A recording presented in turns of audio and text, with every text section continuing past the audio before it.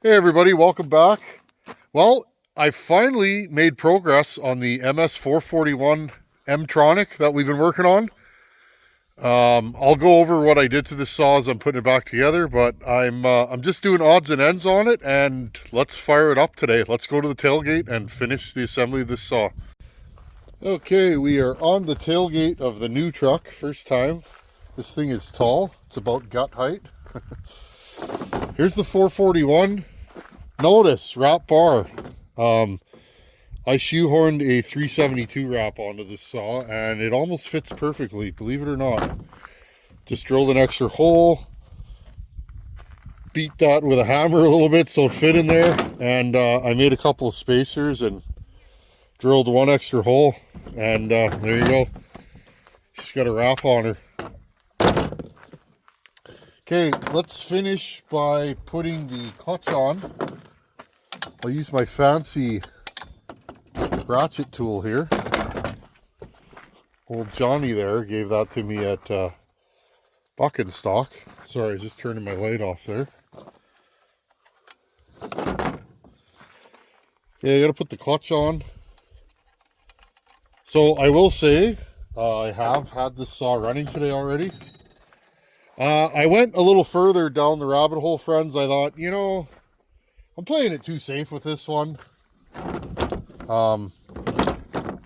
Let's go a little wilder. So let's see if you guys can see this here. There you go. Let's go a little wilder. So what I ended up doing was I took the base gasket out, friends. Dropped the cylinder. I machined just a hair off the sides, in between where the transfers are. That hits the case. I took about 30 thou off there with my Dremel or my Fordham. Okay. My final squish is like 28 thou. I cut a pop-up in the piston today. Just did a few little things. Couple things I've already noticed, friends. This saw is free porting now. So, oops. What I mean by free porting is,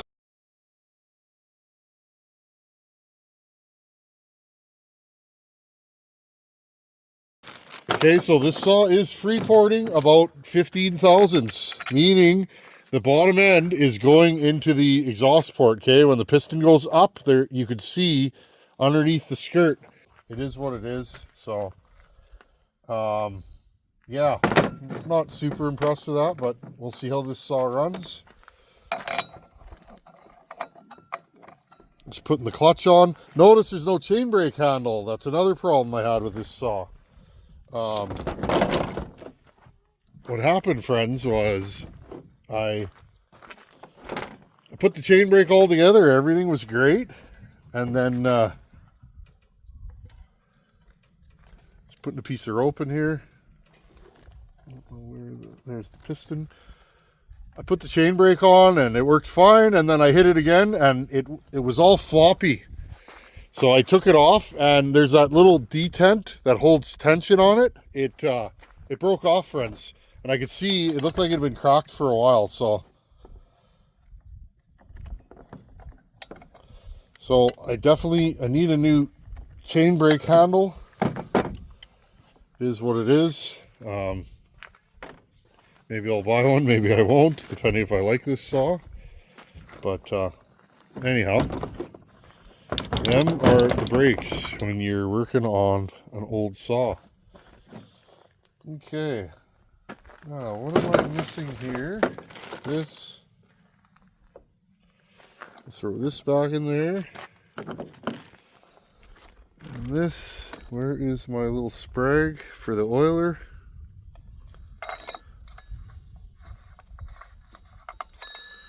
Where is that thing? Right here. Okay.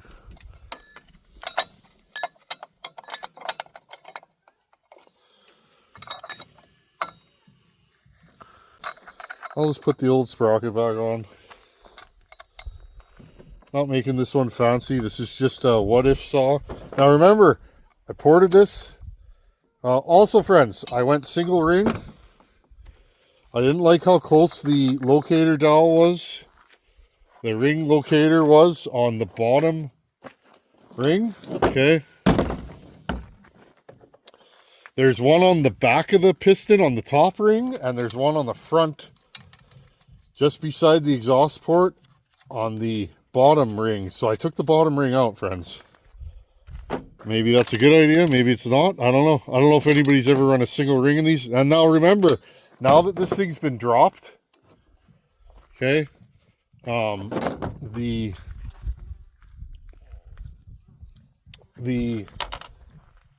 transfers are getting a little extra bottom end charge, or the straddle ports. So we are actually putting fuel and air into the straddle ports under suction a little bit. Will that help? Remember, if you go back in the videos, I'll make a playlist out of these. This saw the straddle ports, the cutouts in the piston were only open when the upper transfers were open, meaning there's no vacuum going on the case yet. Okay, so in theory, this thing should run fine. Now, I did get it running, friends. We're going to fire it up first. I want to tell you about how this saw came to life and the issues. I did have some issues with it when it first fired up, and I thought, oh, the people were right. I had a lot of, I guess, porters that I don't know. I only know a few porters, friends. A few porters that do new saws kind of reached out to me and said, that's not how you do that. You don't want to do it that way. And I thought, okay, well, maybe these fellers are right. Maybe they're not. I don't know. But I want to learn for myself. So I said thank you, but I'll continue doing things the way I'm doing them, because I like to learn everything the hard way, meaning do it myself and then take notes. Okay. I lowered the intake and widened the exhaust. Exhaust roof is factory height on this. In fact, it may be a hair lower now because I did drop it, maybe another degree. So if I remember correctly, the exhaust is about 102 on this saw. Again, I didn't measure nothing. I'm just going to throw it back together. Upper transfers are stock. I didn't want to raise them anymore because I felt like this saw is already lacking in case vacuum. Remember, if you raise upper transfers, you're lowering the suction that your case builds, and you'll have a lazier velocity going through your carburetor. Does that matter? Not always. Some saws will run good with short blowdown. But what I find is a lot of saws, when you do ultra short blowdown, these are just the clips for the when you do ultra short blowdown, they get lazy on the bottom end. And then they need a timing advance and all that other stuff that people do. And I will say this saw is difficult to put together. The fuel tank, you almost got to break it to get it in, friends. It's a silly design. I don't like, it doesn't fit. You almost, I mean, it goes in there, but it's like there's only one way to put it in, and it's like you really got to work to get it in there. Now again, friends, this saw is M-tronic, meaning the carburetor is controlled by a computer. There you go, got this cover here. Okay, so we're single ring, stock blowdown, long intake, longer intake. I did the Drake intake, the Mickey Mouse intake, whatever you want to call it, on here. And yeah, just did some of my usual moves. We all have moves that we like. I fixed the spark plug boot. Rental Experts this saw came from. Now, I think... Oh, I may have done this backwards again. Nope. Sorry if I'm blocking you guys. Tighten this down. I plugged the decomp. You guys notice this thing has a pipe. Another Dan from Missouri pipe. Let's move you guys back here a little bit. This is an 046 pipe. It fits nicely. This saw could use a longer set of dogs, but we'll cross that bridge when we get to it. Okay, so I had the saw running already. It did not start easily. I pulled on this thing for quite a while, and I was almost starting to think that this saw was not going to be a runner. Now, I've never had this saw running. Remember, I bought it blown up from the auction.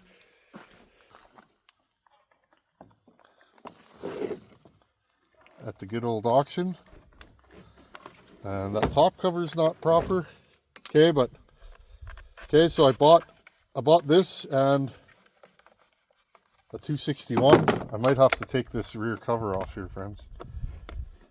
Again, Stihl. Stihl is German for too many parts.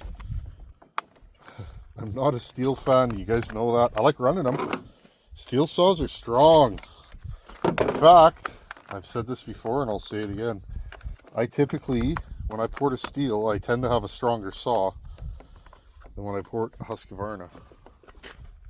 Well, we're just going to leave this like this because my Stihls are usually very strong. I don't know what I'll do with this. Maybe I'll send it to Caleb in Houston. He's got a couple of my Stihls, a 440 and a 460. 440's going on 5 years. Probably 3,000 to 4,000 hours on that saw. It's starting to get tired. I looked at it when I was in Houston. But there you guys go. Probably run her like that. That's a serious looking rig now. Anyways, friends, so I fired the saw up. Finally it got going. Okay, now the reason I don't know how to start these. Okay, you start them all the way down. Okay, put the choke all the way down. It's not a choke, but it is. And then let this thing run for 30 seconds on choke. Okay.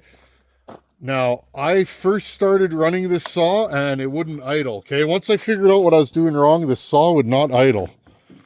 Okay. So let's fire it up right now. I want you guys to hear it. This saw has about 5 minutes runtime on it. Okay. And then let's talk about what I did to it to make it run better, because it did not run good. Okay, let's fire this thing up. Okay guys, again, full choke. Just pull it over. Don't touch the trigger.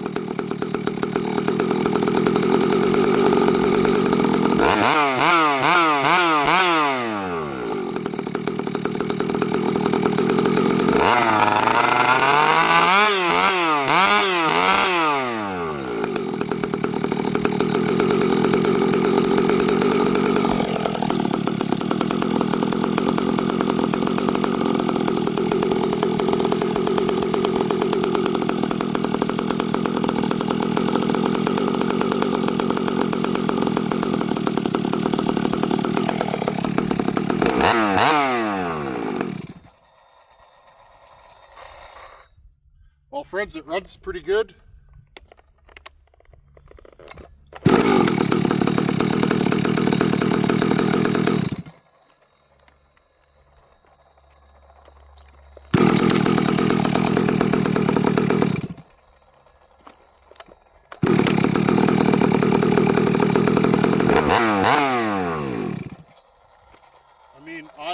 This is going to be a good saw, I think.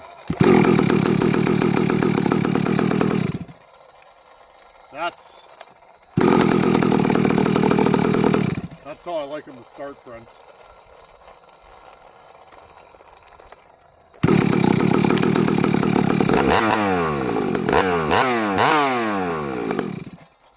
I'm happy. Okay, friends, so what I did, so when I first started this thing, it did not want to idle at all. And I was like, geez, that sucks. Well, I guess the people were right. I don't, you guys that hang around here know, I don't take this saw thing super seriously. It's just something I do. My day is not made or broken based on how my saw builds perform. What is that? Oh, that's an 880. That's an 880 nut. Okay, friends, so I just let this thing idle again on cold start. Okay, and I did that. I let it idle for 2 or 3 minutes, so like that, and I could hear it going up and down, and I could hear the RPM change. Now, if you did have one that won't idle, I noticed that there is actually an idle screw. Now, I would have to take the electronics from the M-tronic part off the carb. I would have to unbolt that because it's covering the screw. But there is a screw. So if I decide, this thing does sound like it wants to die, but it's not dying. Like,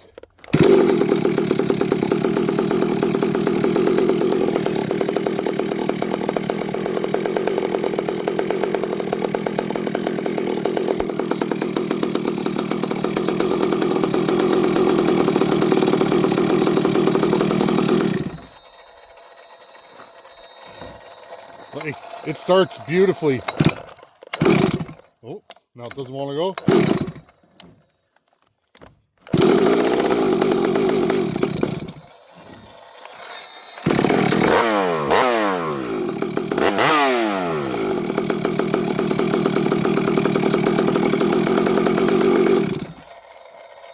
Again, Fred, brand new motor, rings not seated.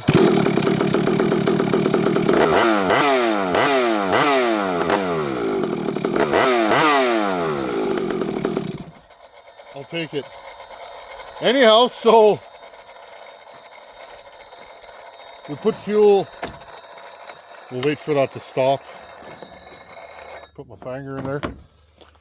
Again, Fred, so we did all the things you're not supposed to do to these. We cut the bottom end. We cut the transfers down into the bottom end to directly feed. We mixed bottom end with straddle ports. The straddle ports should have fresh air only. I lowered the intake quite a bit. Single ring.